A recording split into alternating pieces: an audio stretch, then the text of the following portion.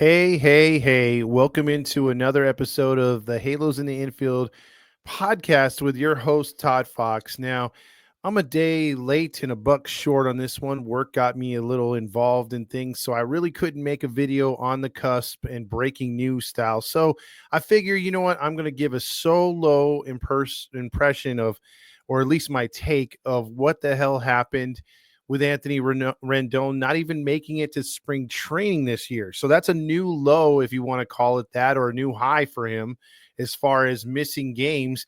Is there's a really good chance he can miss the entire year. And will he be missed? Hell no. But you'll still have stupid podcasts and stupid people who will say, like they did last year on opening day, we need to support our guys and cheer him. Let's give him a standing O. For what? Let's talk about it, shall we? On this episode, we will talk Anthony Rendon in depth, and we will talk about the certain things that he did here in his time in LA, Anaheim, whatever you want to call it, Western Hemisphere. I wish it was Anaheim, but it's just not, or even California, like on my hat. But with that being said, I think we're going to dive into several topics on here regarding Anthony Rendon and the misnomers, like as far as like people like to tell me, well, he's one of the worst contracts in Angels baseball history. Remember Mo Vaughn? Yeah, I remember Mo Vaughn. Mo Vaughn was a Red Sox hero. He was Big Papi before Big Papi. Yet people tend to forget, yeah, his tenure didn't last very long in Anaheim. And yes, he did hurt himself.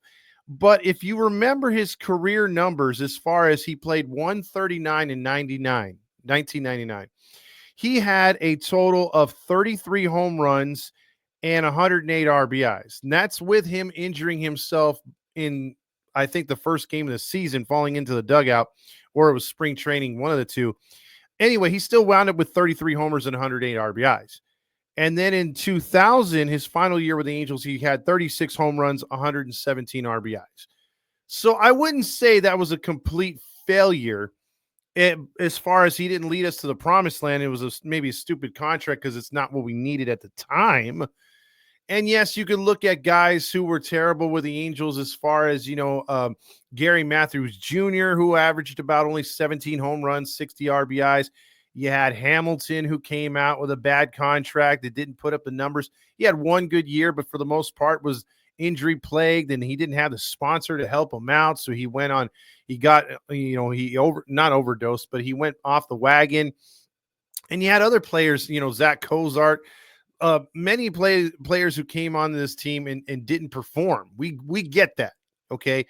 But historically, people will look back 10 years from now, even next year, and be like, my God, Anthony Rent, because you already see multiple YouTube videos from not people that cover the Angels, from other teams, that just want to get out there and say, man, have you heard about the Angels and Anthony Rendon? Wow, have you heard about the fact that the Angels can't catch any luck? Mike Trout can't make the playoffs.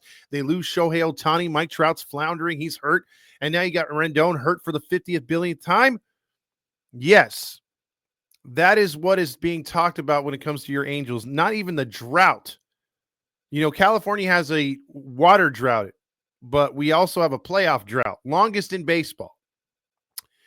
And when we talk about Anthony Rendon, with the Grinding True Crime background behind me, which is my podcast I do about crime, and I have a few of my friends who join me, and we talk and go in depth and kind of break down the history of people and what makes them a serial killer, a murderer, or a felon, right? And so we do those true crime podcasts, right? And I figured, man, this is about as good as a crime. Let's dive into that one, how we would do it, as far as, talking about a person and what makes them tick. What made them who they are today. And Anthony Rendon is a guy who, he's 34 years old, from Richmond, Texas. Texas guys through and through, went to Lamar High School, then on to Rice University. And, he got drafted by the Nationals, right? Okay. And Anthony Rendon is a family man. He's a spiritual man, and he puts God first and his family second. And sports famously has come third. Baseball has come third. When asked about, do you enjoy baseball? Do you follow what's going on in the postseason when your team is eliminated? He said no. He finds baseball boring. Now, what I've always said is when you are in the limelight, and let's just say this is why Rachel Zegler is getting so much heat for Snow White, because a lot of these actresses and actors come off very smug because naturally they're talented, naturally they're beautiful and attractive to be on the big screen. There are places where we'd only dream that ourselves could want to make, whether it's being a sports figure, whether it's being a part of the media, whether it's being a movie star, a TV star, a musician. When these people are put into these spots, either because of hard work or or sometimes it's just because of they're born with that kind of specialness to them, whether it's being able to perform as a musician. That's why a lot of these guys commit suicide, or women, they get on drugs, they can't deal with the pressure. There's a lot of things, right? My point is, natural born talent for Anthony Rendon was always there. He just did not like the game. And if me and you were in that position to where maybe we're not fond of the game itself because it is a business, and maybe we've lost our love for it, when put in front of the media, a microphone, whether talking to a fan, whether a musician, again, actress, actor, a prominent place in politics, act like you like it. Sports, act like you love it, because the more it jades who you are, it makes things tougher on you. People started to hate Rendon when he had those takes before he started all this mess. But the fact of the matter is, this guy earned, put in the time and the work. There's no doubt. But let's go over what a God-given talent he has. I mean, this is a guy who, playing around in a blowout win for the Angels, switched batting sides, hit from the left side and hit a home run. Granted, it was off a position player, but he did it. The game is easy. See, sometimes you'll run into someone at your job and they just do stuff so effortlessly, and you're like, man, I wish I had his talent or her talent. Or there's someone that you've been practicing on the guitar, and I'm bringing up the musicians a lot because I practiced on the guitar, and it took me forever to learn some songs. And then other people I knew were just so natural. It came to them. They made their own music. Some people can hear a song and just roll with it, come up with lyrics. That's how Anthony Rendon is. He doesn't need to try very hard to be good, to be a major league starter. He doesn't have to try very hard. The talent is there. I think where it's caught up with him is the last couple of years, because you can't just go out there. As your body grows older, you have to want it more. You have to put in the effort more. You have to slim down or bulk up or take care of your body better to elongate your career. So let's start off with the Nationals. So he began his major league career with the Nationals in 2013. And Anthony Rendon, was a good player. 2013, he had an average of 265. He had 35 RBIs. Not too bad. Not too bad at all. And he had some games where he wasn't exactly killing it all that much for the Nationals, but he did his thing. Then he would have 83 RBIs in 2014, 2015. He played with the Nationals. Nationals weren't all that good. Now, he missed some time in 2015. He only 80 games. But you saw him play 153 in 2014, 156 in 2016, 147 in 2017, 136 in 2018, 146 in his MVP of the World Series. Oh, no, he wasn't MVP. It was Howie Kendrick, but he was up there.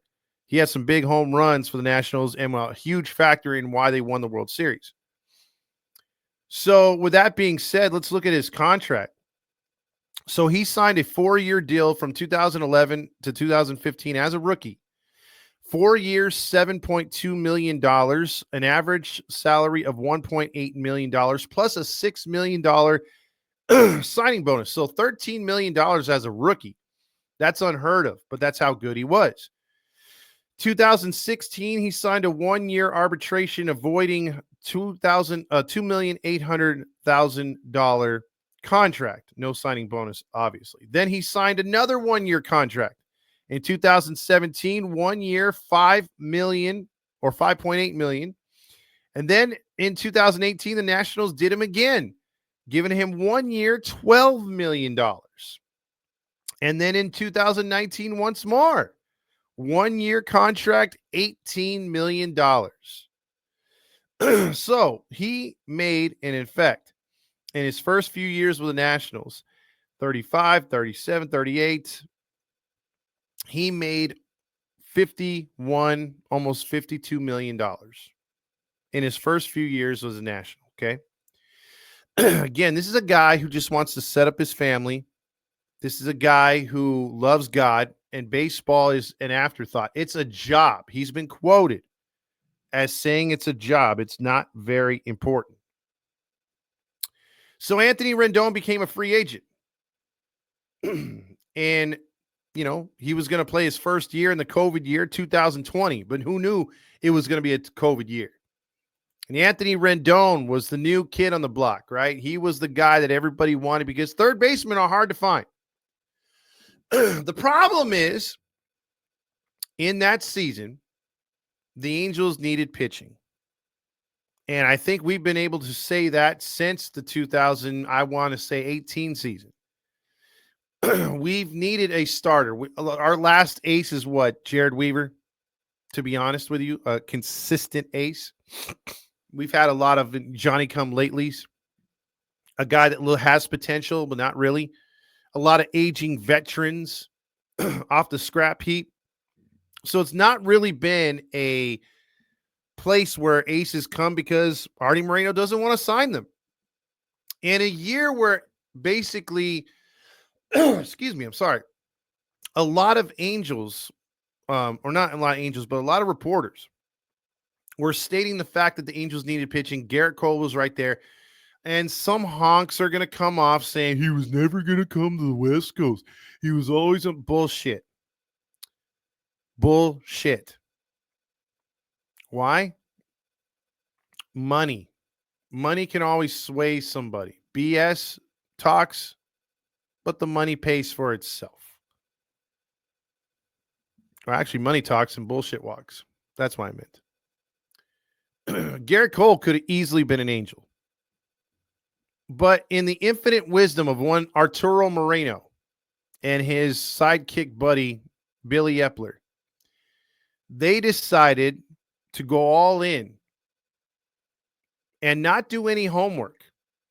Not because in the NFL, see, Artie Moreno is a diabolical idiot. He's smart and savvy business-wise. He can get my dollar and your dollar to come to the stadium. He can advertise. He's smart. But he is not smart when it comes to baseball. He does not know the first thing when it comes to – he wants to believe these analytic nerds that are ruining the game and our team. And he does not want to hire the right people to get the job done. And he has to have final say on contract issues and player movement, which he shouldn't have any. But my point is, to win, you need to spend. To make money, you have to spend money. And he was making money and has made money outside of the game. He has not made money with a team he has compiled on the field as the Angels. He's made money through merchandising and everything else. And advertising, but nothing with the team winning. Winning breeds full stadiums, not 15,000 in September on a Wednesday evening or a Saturday afternoon. We want to win. Win cures everything. There's a lot of problems with this organization, but winning would cure it. So instead of getting Garrett Cole, so you lose to him because you're a cheapskate and you don't want to pony up that extra money and run against the Yankees. Okay, fine. There was plenty of pitchers that year that could have gotten the Angels over or to the playoffs.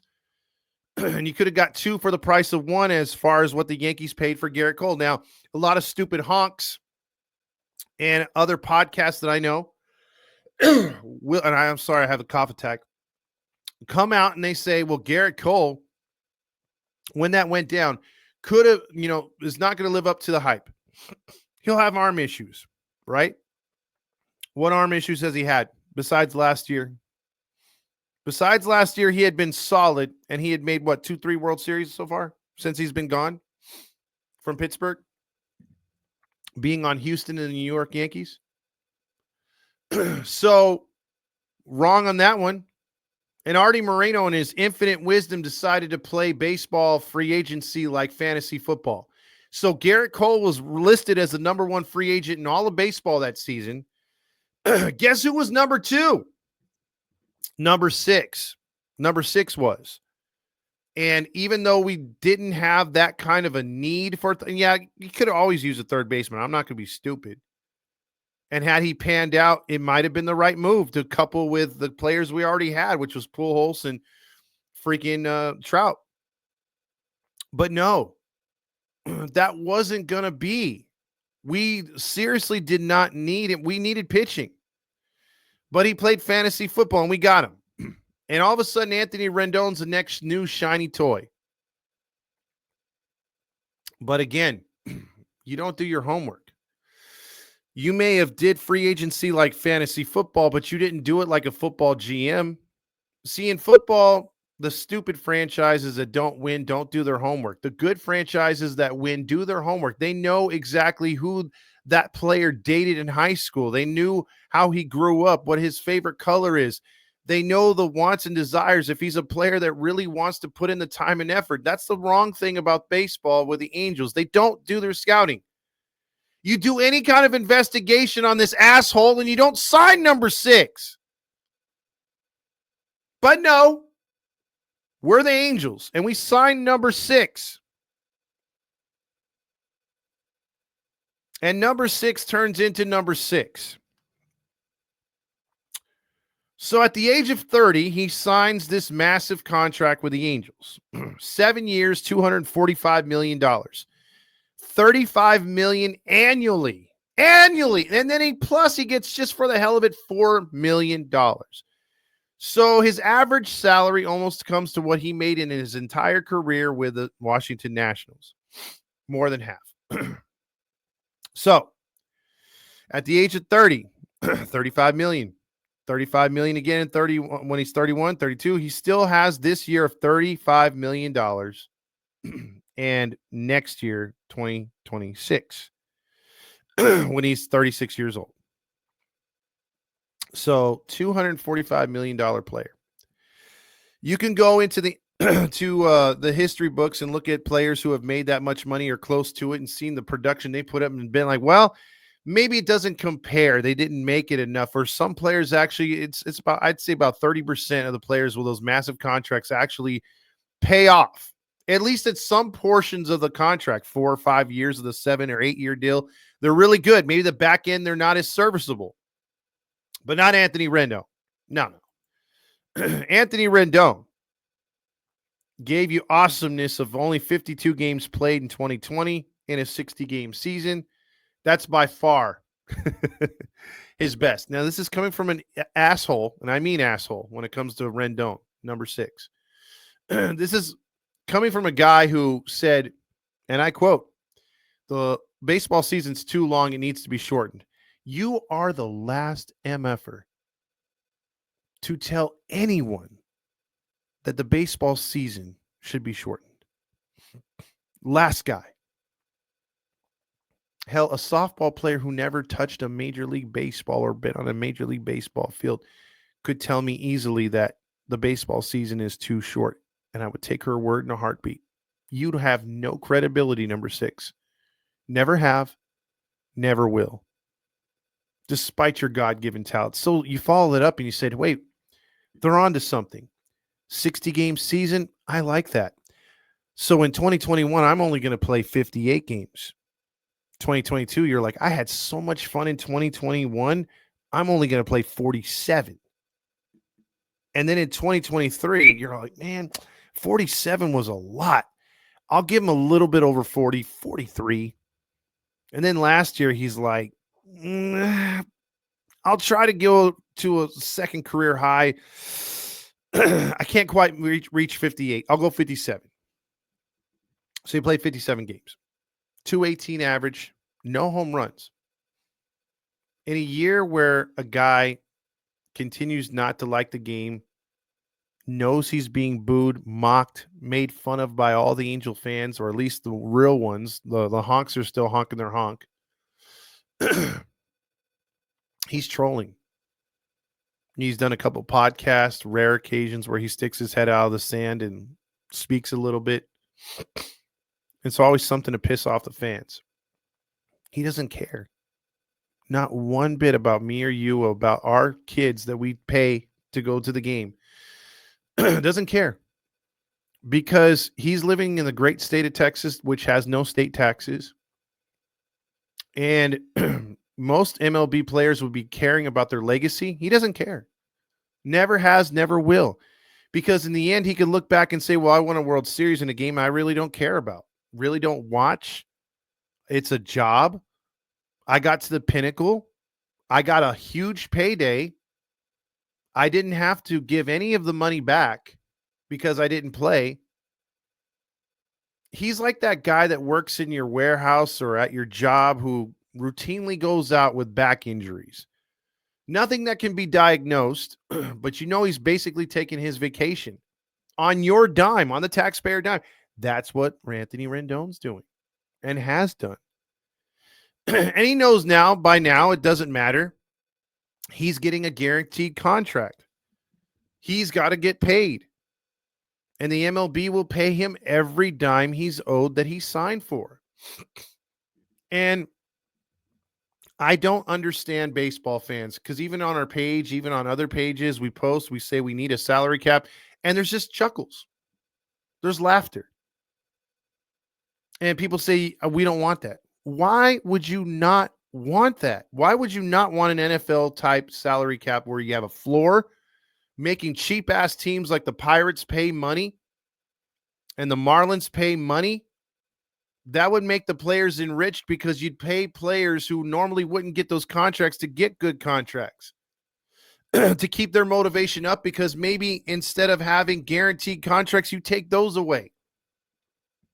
So you provide a floor and a ceiling.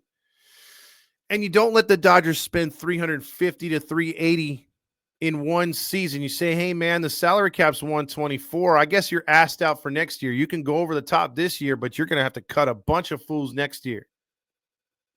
Wouldn't you want that? I mean, why do you think the NFL is king? You do have some teams that are able to withstand, because NFL is a different sport. Mahomes is a quarterback, or Tom Brady's a quarterback, or Lamar Jackson's a quarterback, and you build around them. And you could keep a team together winning, a Peyton Manning or whatever. It's always comes down to the quarterback in the NFL. Baseball would be different. Yes, of course. You'd have to build around your starters, probably your starting pitching, and one star, and try to build and be smart. It's better for the game. So if the salary cap was 180 and the Dodgers spent 220, well, guess what, assholes? You're cutting $40 million off next year, just like what they do in football. You look at the New Orleans Saints this year. They're $60 million in the hole. They've got to cut a lot of players. But that's the point. That means you just have to manage things better. You got all these nerds for a reason. Get them off of analytics and have them study the cap.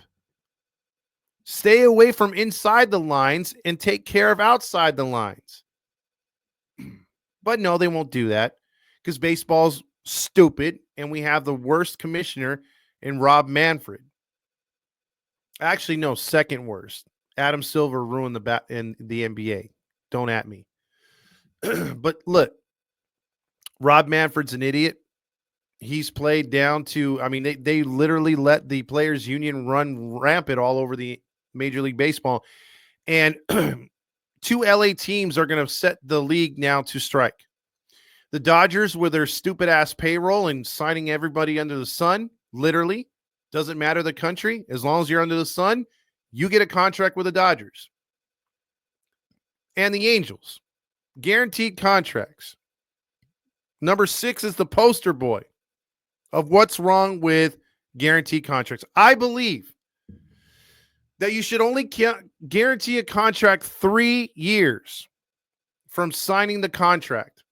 Then after that, it's performance-based. Your ass starts to tail off. The team has the discretion to then cut you and not have to pay the back remaining money. That keeps players honest. That keeps the game honest. Because even if the player is trying his hardest and he's had a little bit of injury problems, he's not really getting off to a good season, and the team decides to cut him, what if he goes to the Royals for the league minimum and then finds his way, takes off, and gets another contract the next year? Fair enough. Fair enough. But this whole bullshit of where I don't even have to show up, I don't have to like the game, my heart's not there, well, then why are you in the fucking league in the first place? I'm just saying. Because I don't know about you, but watching this and this and this and this is super annoying. Let's look over one last thing. And let's start with the Angels' injuries. So, in, I believe, June. No, it's July. I'm sorry. July 25th, 2020, oblique. You had in March, left growing. No, April, left growing of 2021. May, knee of 2021. 6/14/21, triceps. 7/4/21, hip. 4/18/22, illness. 5/28/22, wrist. 6/14/22, wrist. 5/13/23, growing. 5/14/23, growing. 6/15/23, wrist. 7/4/23, shin. 4/20/24, hamstring. 7/30/24, back. 8/16/24, elbow. September 10th of last year, oblique. 3 of those recent injuries he diagnosed himself. Didn't even go to team doctors. And the team bent over and let Rendon do his business and never questioned him. So, as much as I hate the guy number 6 and everything he stands for, except the fact that he loves God and his family, I respect that. But he's not a man when it comes to honoring his contracts, honoring his word, honoring the game. He can F off. We do not need players like that. That's what's wrong with baseball. That's exactly what's wrong with baseball. There has to be a lot of things that change between now and then. But number 6, and my last thoughts on him is the fact that I believe that he will, and he has played his last game as an Angel. With this new injury, with them picking up Newman and I forget the other guy, Moniak or however the hell you say his name from Chicago. You got Renifo. Neto comes back. The infield's kind of crowded. We don't need a guy who had 0 home runs, 14 RBIs, and 218 average in 57 games. We don't need that. You know, Shohei Ohtani, say what you want about him. But when he was here, that was really polarizing when he was playing his ass off for a losing team in being the Angels. And Rendon was laughing with, Marcus Thames in the dugout. And they go to fist bump him after he had a home run. and he just walked right by him and left him hanging. That should tell you everything that you need to know. Just watch that clip. If Shohei Ohtani, say what you want, if you think he's a gambler or not, or if he's behind the fall guy thing or not, the respect and admiration he has around the league, as good as he was with the Angels, he was fantastic. I love the guy when he was here. I hate him now. But when he was here, he did nothing wrong. And the fact that a guy who is nice to everybody, literally nice to everybody, left that number 6 hanging. That's all you need to know. And Thames was right there too, because he was giving out bullshit advice as far as a hitting coach. But my point is, if Ohtani doesn't give you daps, you must be a grade A asshole. And I think he is. I think, he took the money. He's set for life. He doesn't need a third contract as far as a big contract. I mean, he had his 1-year big, massive deals with Washington. He doesn't need any more money. He's sitting on a ton of money, and I'm sure he's invested it. His family's good. He doesn't care. Doesn't care about his legacy or nothing. Doesn't care he'll be one of the worst contract. There's going to be YouTube videos made of this guy or another platform created other than YouTube later on that's going to stream through the back of your eyelids. I don't know. But 20 to 30 years from now, Anthony Rendon will be discussed by many as far as the worst contract in sports, not just baseball. So if you like what you heard, you've seen, I appreciate it. Everybody have a good rest of your day, evening, morning. Stay dry. And follow us, Grinding True Crime, wherever you listen to podcasts. It's pretty good.